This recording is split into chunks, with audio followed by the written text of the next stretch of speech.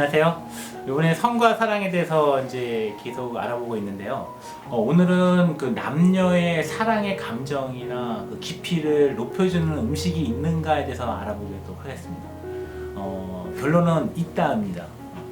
헬렌 피셔라는 사랑학자가 The world without love is dead place라고 해서 그 사랑 없는 세상은 곧 죽은 곳이다라고 이렇게 한 적이 있습니다. 이거는 어떻게 보면은 한 사람들이 완벽한 이성을 만나거나 파트너를 만나서 평생 함께 있기를 바라는 간절한 마음도 좀 동반돼 있는 것 같고요. 또 이제 남성 입장에서도 아까 그 여성들도 마찬가지지만 여성이 그 능력 있는 남자들, 남성들 갖다가 이제 그 만나서 행복하게 살게 갖다가 원하듯이 남자들도요. 여러 명의 여자들을 갖다가 많이 원하고 새로운 사람을 갖다가 자꾸 만나길 원한다고 얘기를 하지만 실제 그렇지 않습니다. 남자들도 마음 깊은 곳에서는 정말 나랑 잘 맞는 여성 하나만 있으면은 그 나는 만족하다 이런 생각들을 많이 하게 되는 거죠. 그러니까 남자 여자나 추구하는 바랑 똑같다고 봅니다. 단 남자들이 가끔씩 바람을 많이 피는 경우에는 그냥 사랑을 갖다가 하면서 여기 격가지로 이제 간다는 어떤 그런 경우인데 제가 봤을 때는 크게 이제 갈 때마다 이렇게 바람을 필 때마다 실망들을 많이 하는 거 봐갖고는 별로 좋은 길은 아닌 것 같습니다. 이렇게 이제 사랑을 깊어지게 해주는 뇌 호르몬이 과연 있을까요? 있다 그러면은 뇌 호르몬 자체가 우리가 처음에 사랑의 도입 단계에서는 무엇을 할 것인가, what to do, 도파민이라는 호르몬이 분비가 된다고 얘기했는데 도파민 다음에 분비되는 호르몬이 바로 세로토닌이라는 호르몬이 있습니다.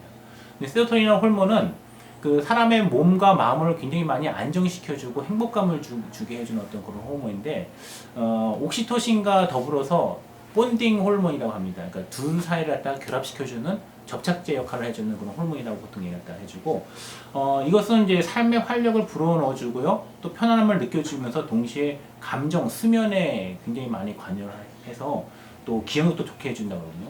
그러니까 세로토닌이라는 호르몬이 수치가 낮으면 낮을수록 불면증이 시작되게 되는 거죠. 근데 행복한 사람들, 사랑의 호르몬이 많이 나오는 사람들 같은 경우는 세로토닌이 굉장히 많이 나오고 성관계를 갖다가 일주일에 한두 번 정도 자주 하는 사람들은 절대 불면증에 빠지는 일이 거의 없습니다. 그거 봐갖고는 그런 통계를 봐서는 이 세로토닌이 굉장히 사람의 몸에 안정을 갖다가 많이 준다. 또 세로토닌이 그 과다 적게 분비가 되면은 식욕이 엄청나게 왕성해져서 살이 자꾸 쪄요. 그러니까 세로토닌이 어느 정도 식욕 억제 역할도 좀 해주거든요. 그래서 사랑하는 남녀가 있으면은 뭐 굉장히 비만하거나 아주 마르거나 이런 형태는 잘 보이지 않는다는 거죠.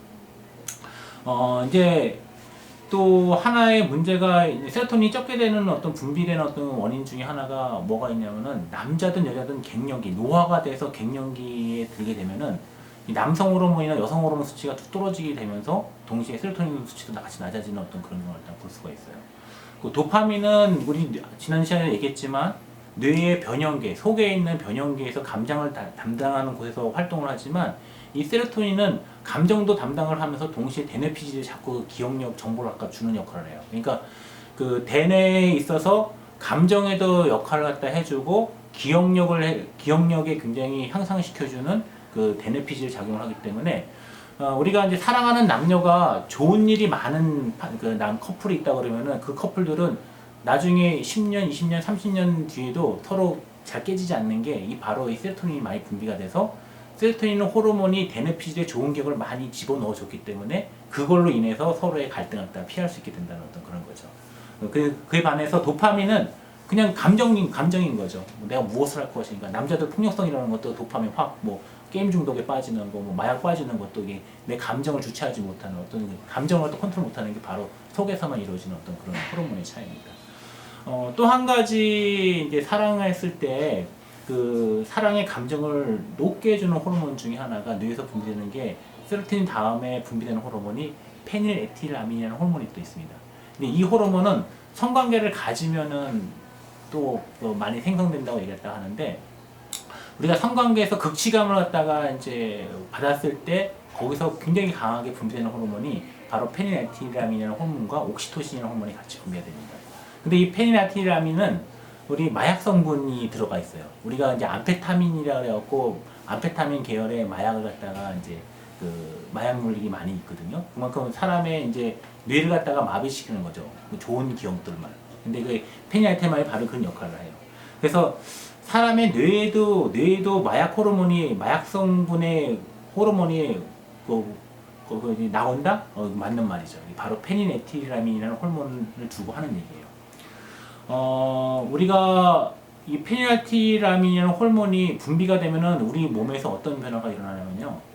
막 지옥과 같은 아주 스트레스가 강했던 어떤 아주 짜증나는 어떤 그런 몸의 상태에서 이 호르몬이 딱 분비되는 순간 완전히 천국으로 가는 그런 느낌을 갖다가 받게 된다고 합니다. 그게 바로 이제 남자든 여자든 간에 성을 통해서 내가 쾌감을 느끼고 또 이제 삶의 활력 갖다 느끼게 되는 게 바로 이 호르몬의 역할 때문이라는 거예요.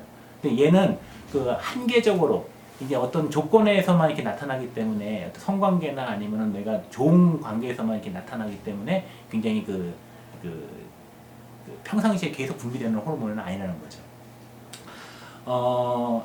또 탑 오브 감정 중에 가장 세상에서 최고의 높은 감정을 느끼게 해주고 쾌락을 느끼게 해주는 게 또 이게 페니레틸라민 호르몬이거든요. 근데 얘는 아까도 얘기했듯이 성관계 했을 때 오르가즘을 느꼈을 때 강하게 분비가 된다고 얘기했죠. 근데 이 호르몬이 음식에도 있어요. 과연 어떤 음식일까요? 우리가 일상에서 흔히 있는 음식인데 이 바로 다크 초콜릿이라는 어떤 다들 좋아하죠. 달콤한 어떤 그런 것들. 이게 이제 입안에서 달아서 그런 게 아니라 다크 초콜릿 안에 이 페닐에틸라민이라는 성분이 있어요. 그러니까 남녀가 이제 서로의 관계가 깊어지려고 하면은 누군지 의도할 때는 이 다크 초콜릿 서로가 나눠 먹는 게 좋다는 거죠. 그러면은 어느 정도 마음의 안정도 되고 또 흥분이나 쾌감이 많이 작동했다가 이제 벌써 입에부터 시작되고 뇌에다 전달해주기 때문에 사람이 약간 무방비 상태로 약간 된다는 어떤 그런 보고도 있습니다. 이 페니레틸라민이라는 다크 초콜릿은 어떤 역할이 있냐면요.